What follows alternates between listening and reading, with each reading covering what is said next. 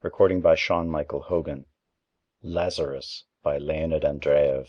Translated by Abraham Yarmolinsky. Part 1.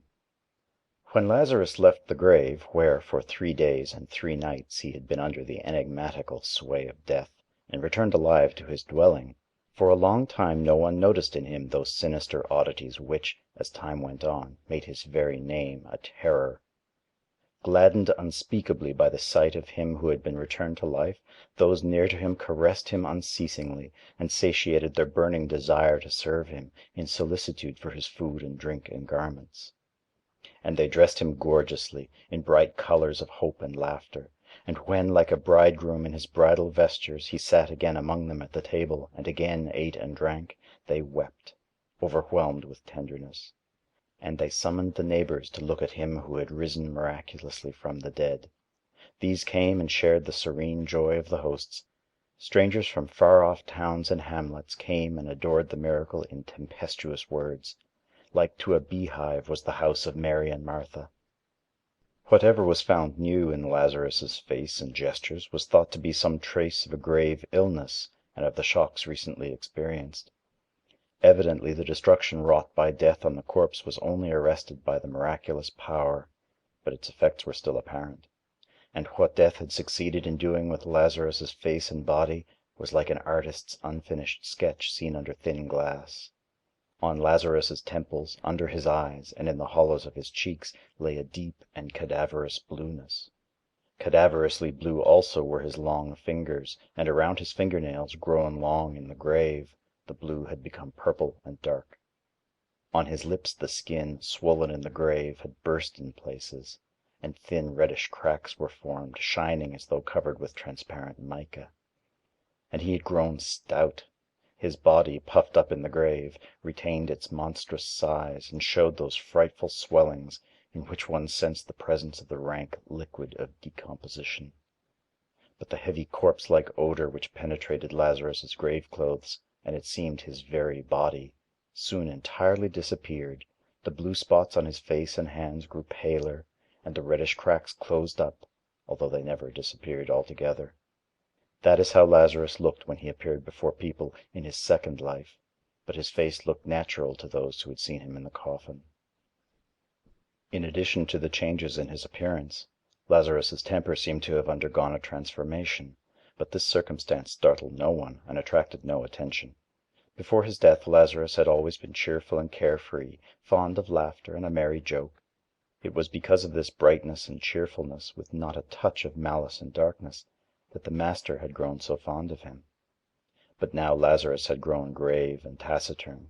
He never jested himself, nor responded with laughter to other people's jokes, and the words which he uttered very infrequently were the plainest, most ordinary and necessary words, as deprived of depth and significance as those sounds with which animals express pain and pleasure, thirst and hunger.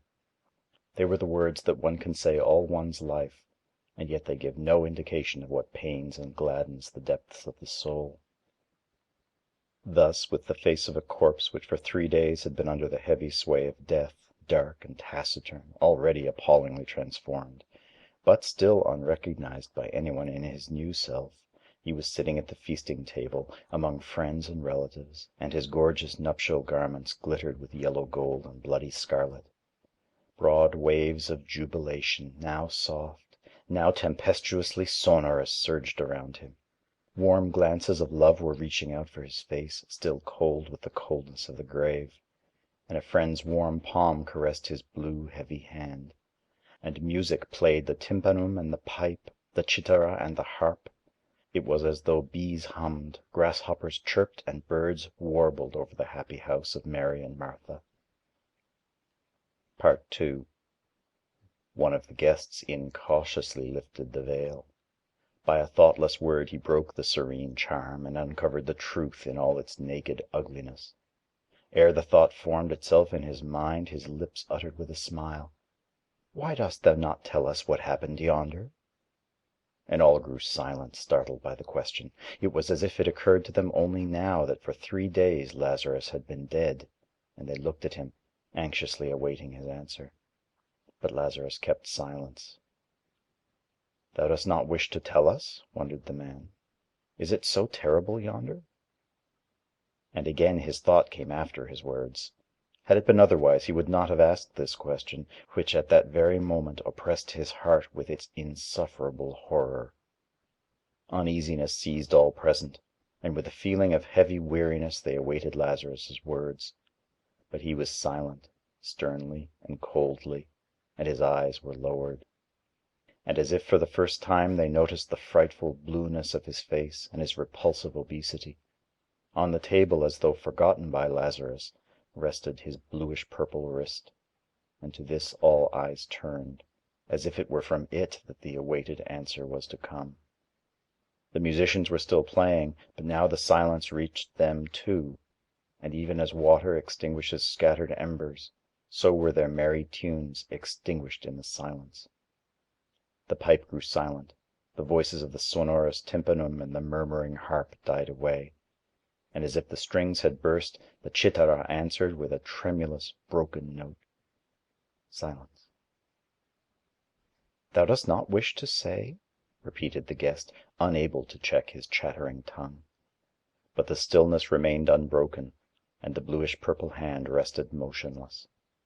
And then he stirred slightly, and everyone felt relieved. He lifted up his eyes, and lo! Straightway embracing everything in one heavy glance, fraught with weariness and horror, he looked at them, Lazarus who had arisen from the dead. It was the third day since Lazarus had left the grave.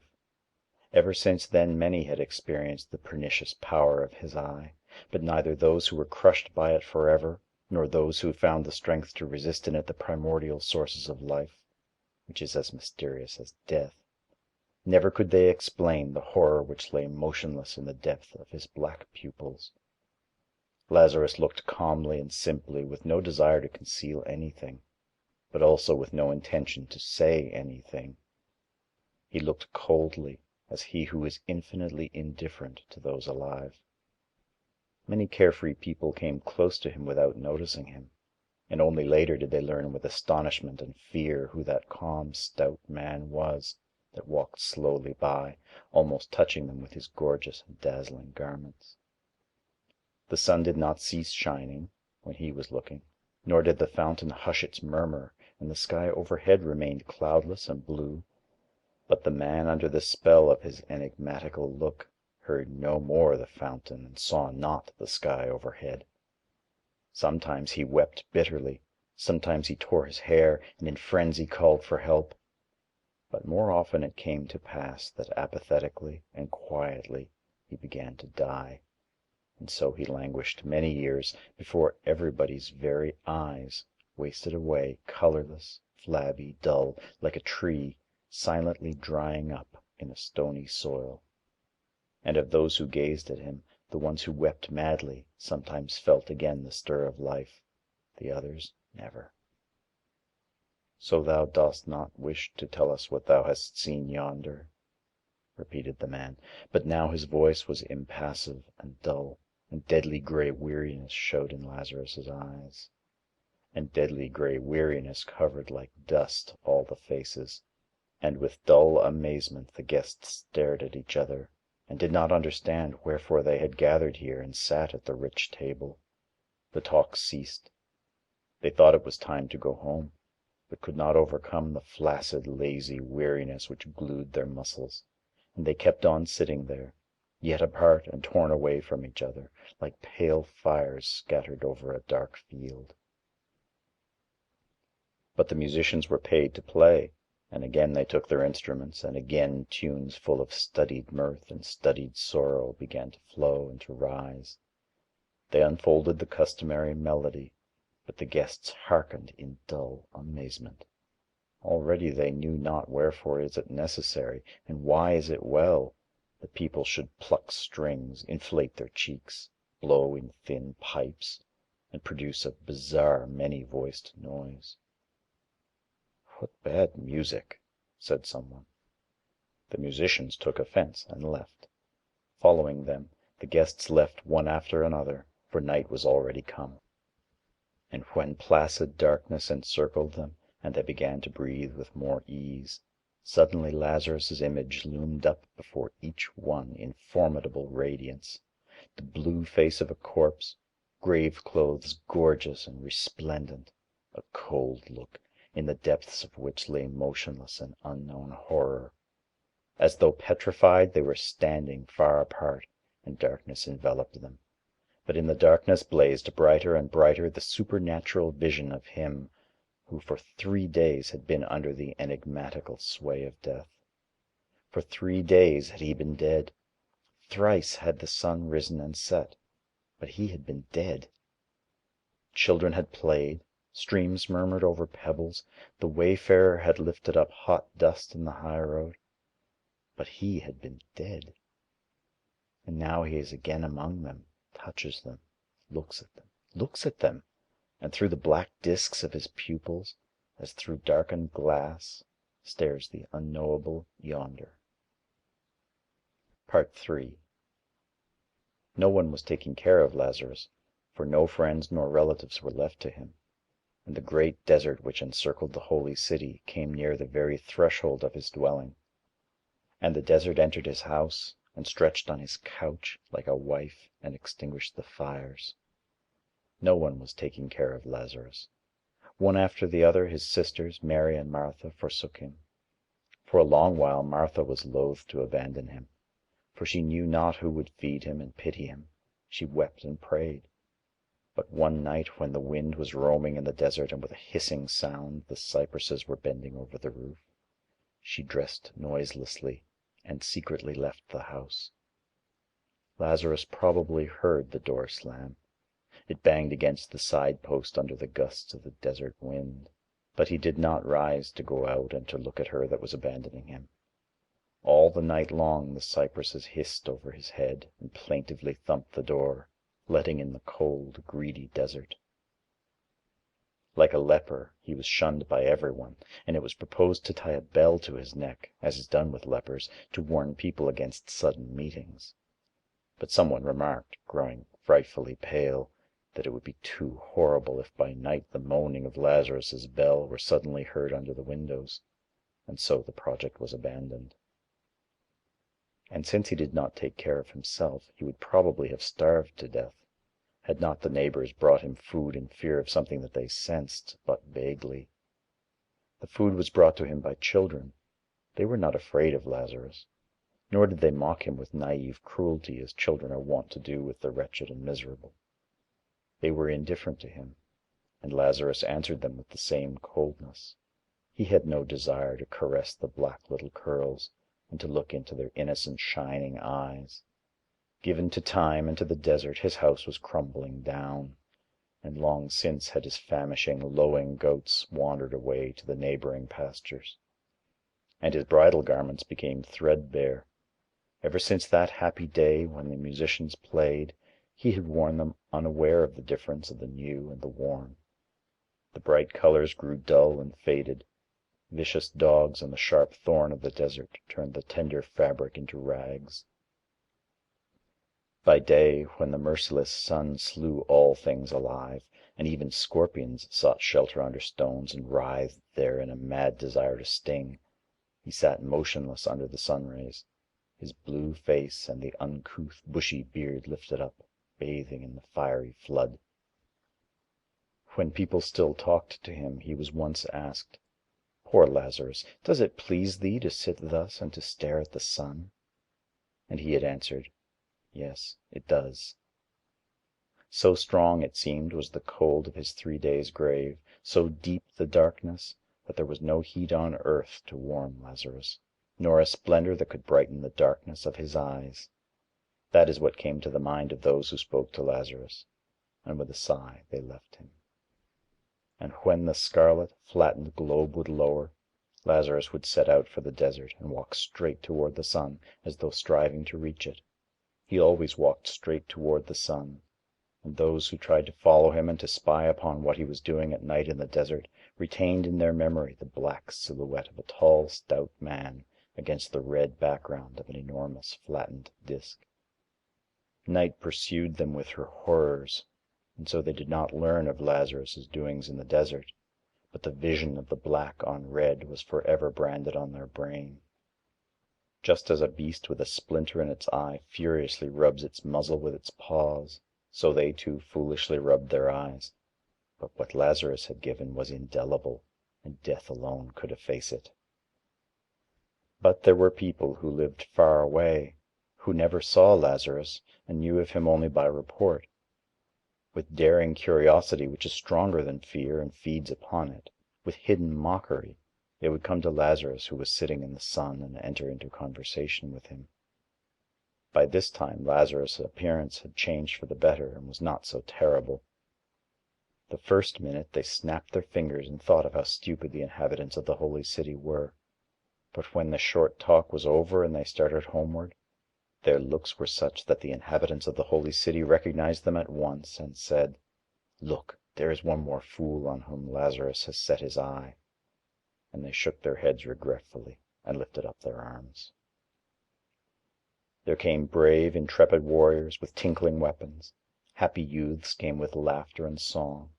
Busy tradesmen, jingling their money, ran in for a moment, and haughty priests leaned their croziers against Lazarus's door. And they were all strangely changed as they came back. The same terrible shadow swooped down upon their souls and gave a new appearance to the old familiar world. Those who still had the desire to speak expressed their feelings thus: all things tangible and visible grew hollow, light and transparent, similar to lightsome shadows in the darkness of night. For that great darkness, which holds the whole cosmos, was dispersed neither by the sun nor by the moon and the stars, but like an immense black shroud enveloped the earth, and like a mother embraced it. It penetrated all the bodies, iron and stone, and the particles of the bodies, having lost their ties, grew lonely, and it penetrated into the depths of the particles, and the particles of particles became lonely. For that great void which encircles the cosmos was not filled by things visible, neither by the sun nor by the moon and the stars, but reigned unrestrained, penetrating everywhere, severing body from body, particle from particle. In the void hollow trees spread hollow roots threatening a fantastic fall. Temples, palaces, and horses loomed up, and they were hollow, and in the void men moved about restlessly, but they were light and hollow, like shadows. For time was no more, and the beginning of all things came near their end. The building was still being built, and builders were still hammering away, and its ruins were already seen, and the void in its place. The man was still being born, but already funeral candles were burning at his head, and now they were extinguished, and there was the void in place of the man and of the funeral candles. And wrapped by void and darkness, the man in despair trembled in the face of the horror of the infinite. Thus spake the men who had still a desire to speak. But surely much more could have told those who wished not to speak, and died in silence. Part 4. At that time there lived in Rome a renowned sculptor. In clay, marble, and bronze he wrought bodies of gods and men, and such was their beauty that people called them immortal. But he himself was discontented, and asserted that there was something even more beautiful, that he could not embody either in marble or in bronze. "I have not yet gathered the glimmers of the moon, nor have I my fill of sunshine," he was wont to say, "and there is no soul in my marble, no life in my beautiful bronze." And when on moonlight nights he slowly walked along the road, crossing the black shadows of cypresses, his white tunic glittering in the moonshine, those who met him would laugh in a friendly way and say, "Art thou going to gather moonshine, Aurelius? Why then didst thou not fetch baskets?" And he would answer, laughing and pointing to his eyes, "Here are the baskets wherein I gather the sheen of the moon and the glimmer of the sun." And so it was. The moon glimmered in his eyes and the sun sparkled therein, but he could not translate them into marble, and therein lay the serene tragedy of his life. He was descended from an ancient patrician race, had a good wife and children, and suffered from no want. When the obscure rumor about Lazarus reached him, he consulted his wife and friends, and undertook the far journey to Judea to see him who had miraculously risen from the dead. He was somewhat weary in those days, and he hoped that the road would sharpen his blunted senses. What was said of Lazarus did not frighten him.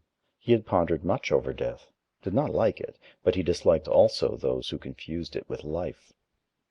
In this life, life and beauty, beyond, death the enigmatical, thought he, and there is no better thing for a man to do than to delight in life and in the beauty of all things living. He had even a vainglorious desire to convince Lazarus of the truth of his own view and restore his soul to life, as his body had been restored. This seemed so much easier because the rumors, shy and strange, did not render the whole truth about Lazarus, and but vaguely warned against something frightful. Lazarus had just risen from the stone in order to follow the sun which was setting in the desert, when a rich Roman attended by an armed slave approached him and addressed him in a sonorous tone of voice, "Lazarus!" And Lazarus beheld a superb face, lit with glory and arrayed in fine clothes, and precious stones sparkling in the sun. The red light lent to the Roman's face and head the appearance of gleaming bronze. That also Lazarus noticed. He resumed obediently his place and lowered his weary eyes. "Yes, thou art ugly, my poor Lazarus," quietly said the Roman, playing with his golden chain. "Thou art even horrible, my poor friend. And death was not lazy that day when thou didst fall so heedlessly into his hands. But thou art stout, and as the great Caesar used to say, fat people are not ill-tempered. To tell the truth, I don't understand why men fear thee. Permit me to spend the night in thy house. The hour is late, and I have no shelter." Never had any one asked Lazarus's hospitality. "I have no bed," said he. "I am somewhat of a soldier, and I can sleep sitting," the Roman answered. "We shall build a fire." "I have no fire." "Then we shall have our talk in the darkness, like two friends. I think thou wilt find a bottle of wine." "I have no wine." The Roman laughed. "Now I see why thou art so sombre and dislikest thy second life. No wine! Why, then we shall do without it. There are words that make the head go round better than the Falernian." By a sign he dismissed the slave, and they remained all alone. And again the sculptor started speaking, but it was as if, together with the setting sun, life had left his words, and they grew pale and hollow, as if they staggered on unsteady feet, as if they slipped and fell down, drunk with the heavy lees of weariness and despair, and black chasms grew up between the words, like far-off hints of the great void and the great darkness. "Now I am thy guest, and thou wilt not be unkind to me, Lazarus," said he. "Hospitality is the duty even of those who for 3 days were dead. 3 days, I was told, thou didst rest in the grave. There it must be cold, and that is whence comes thy ill habit of going without fire and wine. As to me, I like fire. It grows dark here so rapidly. The lines of thy eyebrows and forehead are quite interesting. They're like ruins of strange palaces, buried in ashes after an earthquake. But why dost thou wear such ugly and queer garments? I've seen bridegrooms in thy country, and they wear such clothes. Are they not funny? And terrible. But art thou a bridegroom?" The sun had already disappeared. A monstrous black shadow came running from the east. It was as if gigantic bare feet began rumbling on the sand, and the wind sent a cold wave along the backbone. "In the darkness thou seemest still larger, Lazarus, as if thou hast grown stouter in these moments. Dost thou feed on darkness, Lazarus? I would fain have a little fire, at least a little fire, a little fire. I feel somewhat chilly, your nights are so barbarously cold. Were it not so dark, I should say that thou wert looking at me, Lazarus. Yes, it seems to me thou art looking. Why, thou art looking at me, I feel it. But there thou art smiling." Night came and filled the air with heavy blackness. "How well it will be when the sun will rise tomorrow anew. I am a great sculptor, thou knowest. That is how my friends call me. I create. Yes, that is the word. But I need daylight. I give life to the cold marble. I melt sonorous bronze in fire, in bright hot fire. Why didst thou touch me with thy hand?" "Come," said Lazarus. thou art my guest." And they went to the house, and a long night enveloped the earth. The slave, seeing that his master did not come, went to seek him, when the sun was already high in the sky. And he beheld his master side by side with Lazarus. In profound silence were they sitting right under the dazzling and scorching sun rays, and looking upward. The slave began to weep, and cried out, "My master, what has befallen thee, master?" The very same day the sculptor left for Rome. On the way Aurelius was pensive and taciturn, staring attentively at everything, the men, the ship, the sea, as though trying to retain something. On the high sea a storm burst upon them, and all through it Aurelius stayed on the deck and eagerly scanned the seas looming near and sinking with a thud. At home his friends were frightened at the change which had taken place in Aurelius, but he calmed them, saying meaningly, "I have found it." And without changing the dusty clothes he wore on his journey, he fell to work, and the marble obediently resounded under his sonorous hammer. Long and eagerly worked he, admitting no one, until one morning he announced that the work was ready, and ordered his friends to be summoned, severe critics and connoisseurs of art. And to meet them he put on bright and gorgeous garments that glittered with yellow, gold and scarlet byssus. "Here is my work," said he thoughtfully.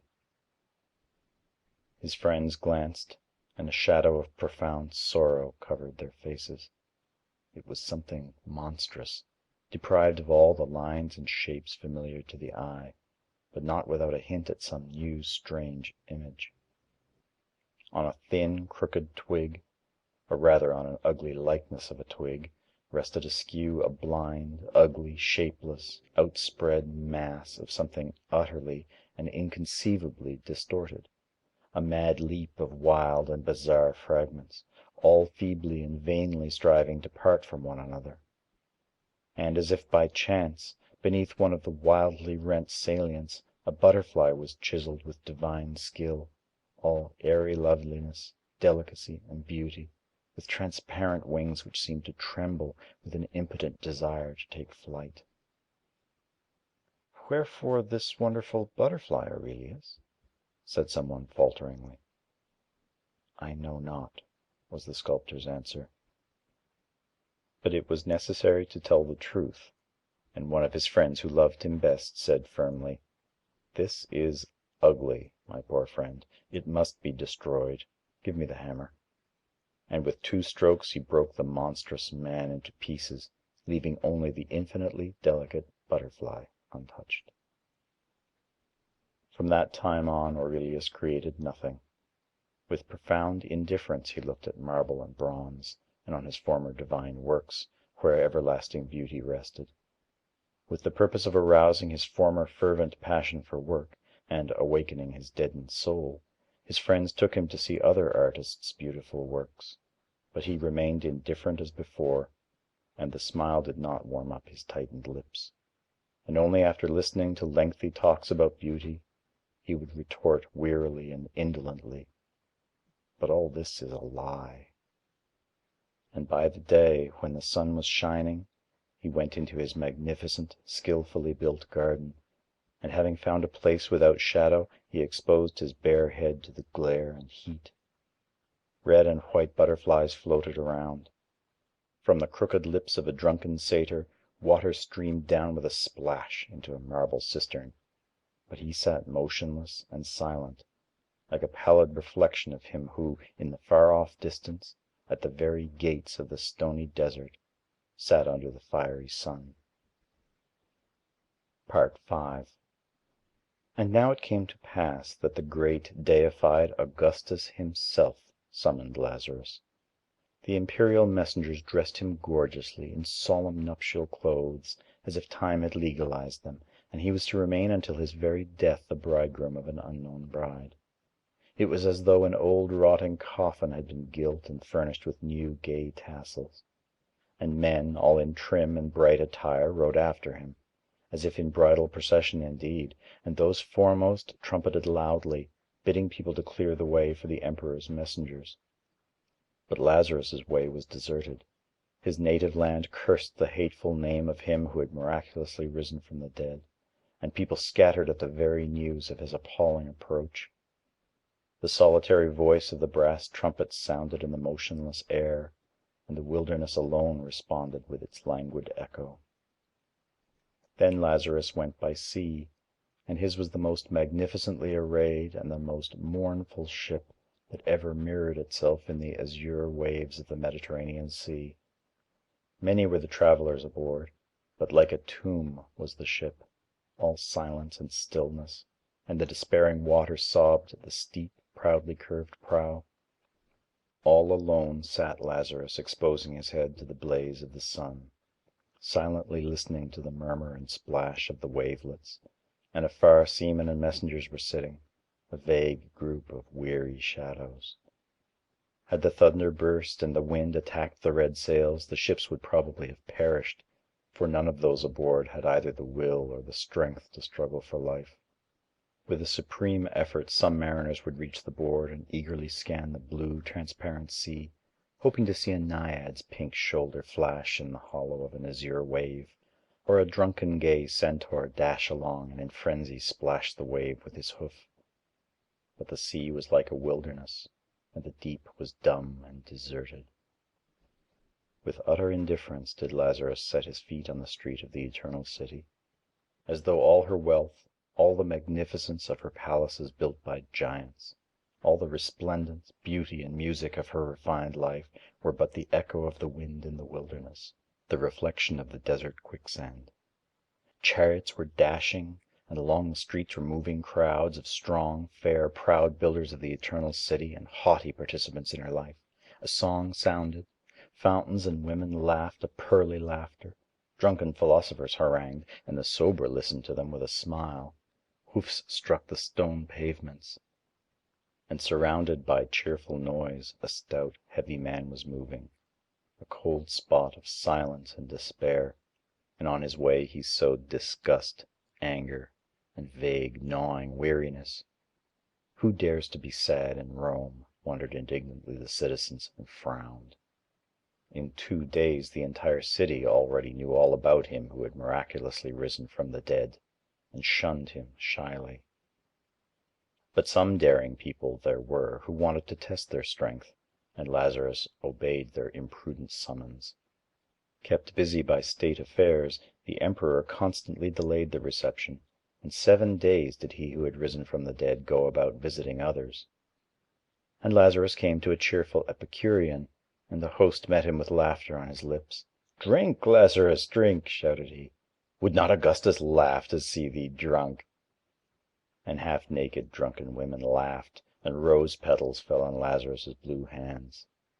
But then the Epicurean looked into Lazarus's eyes, and his gaiety ended forever.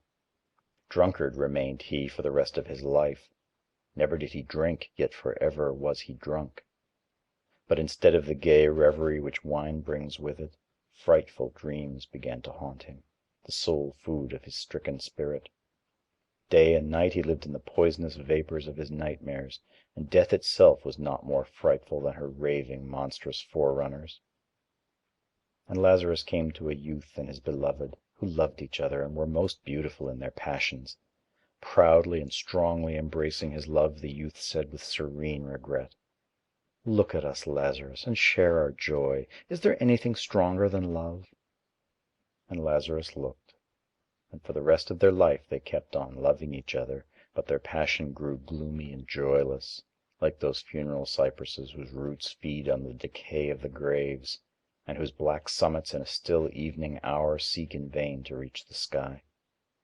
Thrown by the unknown forces of life into each other's embraces, they mingled tears with kisses, voluptuous pleasures with pain, and they felt themselves doubly slaves, obedient slaves to life and patient servants of the silent nothingness. Ever united, ever severed, they blazed like sparks, and like sparks lost themselves in the boundless dark. And Lazarus came to a haughty sage, and the sage said to him, "I know all the horrors thou canst reveal to me. Is there anything thou canst frighten me with?" But before long the sage felt that the knowledge of horror was far from being the horror itself, and that the vision of death was not death. And he felt that wisdom and folly are equal before the face of infinity, for infinity knows them not. And it vanished, the dividing line between knowledge and ignorance, truth and falsehood, top and bottom, and the shapeless thought hung suspended in the void. Then the sage clutched his gray head and cried out frantically, "I cannot think! I cannot think!" Thus, under the indifferent glance for him who miraculously had risen from the dead, perished everything that asserts life, its significance and joys. And it was suggested that it was dangerous to let him see the Emperor, that it was better to kill him, and having buried him secretly, to tell the Emperor that he had disappeared no one knew whither. Already swords were being whetted, and youths devoted to the public welfare prepared for the murder, when Augustus ordered Lazarus to be brought before him next morning, thus destroying their cruel plans. If there was no way of getting rid of Lazarus, at least it was possible to soften the terrible impression his face produced. With this in view, skillful painters, barbers, and artists were summoned, and all night long they were busy over Lazarus's head. They cropped his beard, curled it, and gave it a tidy, agreeable appearance.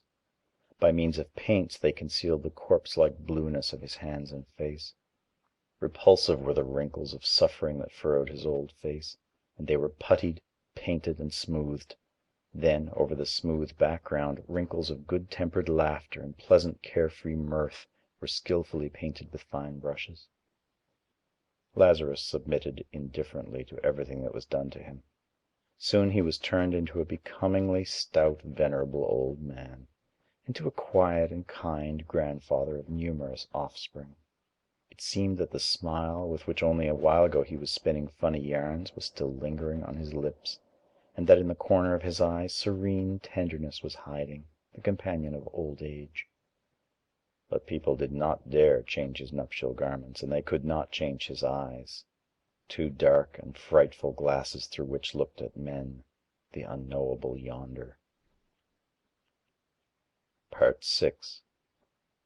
Lazarus was not moved by the magnificence of the imperial palace. It was as though he saw no difference between the crumbling house, closely pressed by the desert, and the stone palace, solid and fair, and indifferently he passed into it. And the hard marble of the floors under his feet grew similar to the quicksand of the desert, and the multitude of richly dressed and haughty men became like void air under his glance. No one looked into his face as Lazarus passed by, fearing to fall under the appalling influence of his eyes. But when the sound of his heavy footsteps had sufficiently died down, the courtiers raised their heads and with fearful curiosity examined the figure of a stout, tall, slightly bent old man, who was slowly penetrating into the very heart of the imperial palace. Were death itself passing, it would be faced with no greater fear, for until then the dead alone knew death, and those alive knew life only, and there was no bridge between them. But this extraordinary man, although alive, knew death, and enigmatical, appalling was his cursed knowledge. "Woe," people thought, "he will take the life of our great deified Augustus." And they sent curses after Lazarus, who meanwhile kept on advancing into the interior of the palace. Already did the emperor know who Lazarus was, and prepared to meet him. But the monarch was a brave man, and felt his own tremendous, unconquerable power, and in his fatal duel with him who had miraculously risen from the dead, he wanted not to invoke human help. And so he met Lazarus face to face. "Lift not thine eyes upon me, Lazarus," he ordered. "I heard thy face is like that of Medusa, and turns into stone whomsoever thou lookest at. Now I wish to see thee, and to have a talk with thee, before I turn into stone," added he in a tone of kingly jesting, not devoid of fear. Coming close to him, he carefully examined Lazarus's face and his strange festal garments, and although he had a keen eye, he was deceived by his appearance.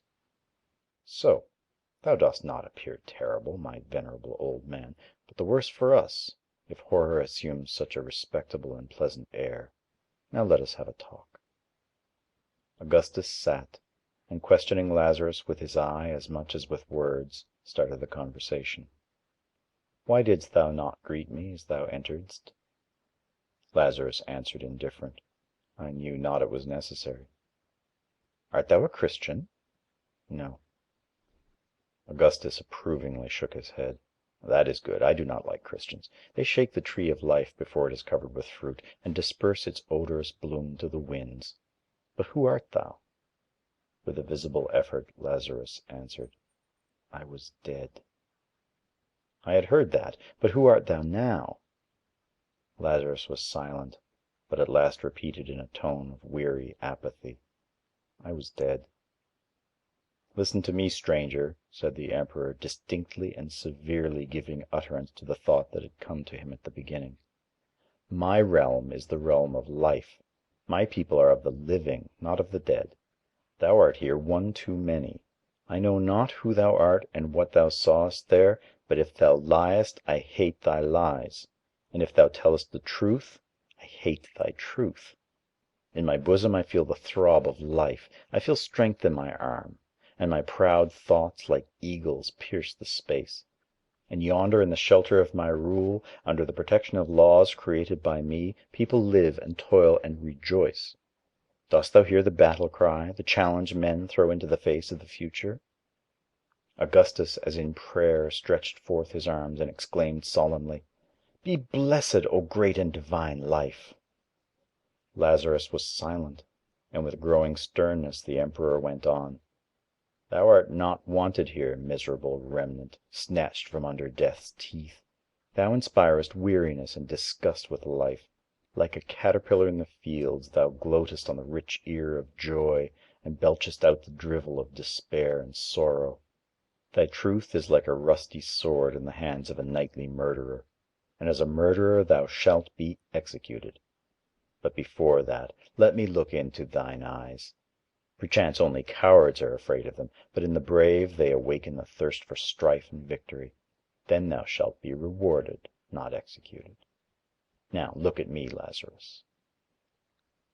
At first it appeared to the deified Augustus that a friend was looking at him. So soft, so tenderly fascinating was Lazarus's glance. It promised not horror, but sweet rest, and the infinite seemed to him a tender mistress, a compassionate sister, a mother. But stronger and stronger grew its embraces, and already the mouth, greedy of hissing kisses, interfered with the monarch's breathing, and already to the surface of the soft tissues of the body came the iron of the bones and tightened its merciless circle, and unknown fangs, blunt and cold, touched his heart and sank into it with slow indolence. "It pains," said the deified Augustus, growing pale. "But look at me, Lazarus, look." It was as though some heavy gates, ever closed, were slowly moving apart, and through the glowing interstice the appalling horror of the infinite poured in slowly and steadily. Like two shadows there entered the shoreless void and the unfathomable darkness. They extinguished the sun, ravished the earth from under the feet, and the roof from over the head. No more did the frozen heart ache. "Look, look, Lazarus," ordered Augustus, tottering. Time stood still, and the beginning of each thing grew frightfully near to its end. Augustus's throne, just erected, crumbled down, and the void was already in the place of the throne and of Augustus. Noiselessly did Rome crumble down, and a new city stood on its site, and it too was swallowed by the void. Like fantastic giants, cities, states, and countries fell down and vanished in the void darkness, and with uttermost indifference did the insatiable black womb of the infinite swallow them. "Halt!" ordered the Emperor. In his voice sounded already a note of indifference. His hands dropped in languor, and in the vain struggle with the onrushing darkness, his fiery eyes now blazed up and now went out. "My life thou hast taken from me, Lazarus," said he in a spiritless, feeble voice. And these words of hopelessness saved him. He remembered his people, whose shield he was destined to be, and keen salutary pain pierced his deadened heart. They are doomed to death, he thought wearily. Serene shadows in the darkness of the infinite, thought he, and horror grew upon him.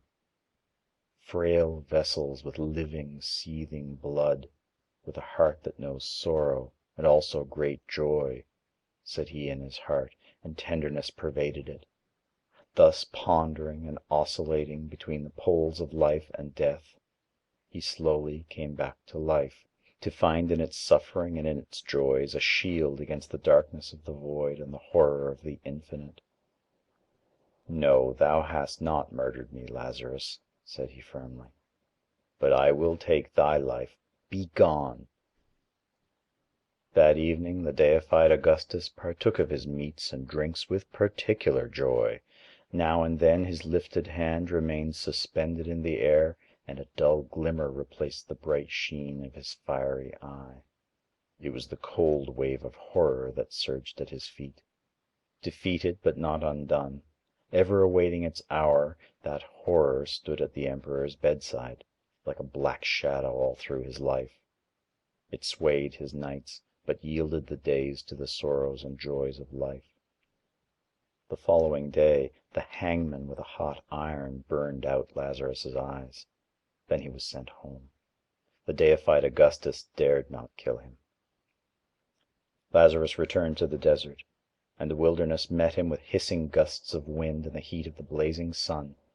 Again he was sitting on a stone, his rough, bushy beard lifted up, and the two black holes in place of his eyes looked at the sky with an expression of dull terror. Afar off the holy city stirred noisily and restlessly, but around him everything was deserted and dumb. No one approached the place where lived he who had miraculously risen from the dead, and long since his neighbors had forsaken their houses. Driven by the hot iron into the depth of his skull, his cursed knowledge hid there in an ambush. As though leaping out from an ambush, it plunged its 1,000 invisible eyes into the man, and no one dared look at Lazarus. And in the evening, when the sun, reddening and growing wider, would come nearer and nearer the western horizon, the blind Lazarus would slowly follow it. He would stumble against stones and fall, stout and weak as he was, would rise heavily to his feet and walk on again, and on the red screen of the sunset his black body and outspread hands would form a monstrous likeness of a cross. And it came to pass that once he went out and did not come back. Thus seemingly ended the second life of him who for 3 days had been under the enigmatical sway of death and rose miraculously from the dead. End of Lazarus. Recording by Sean Michael Hogan, St. John's, Newfoundland, Canada.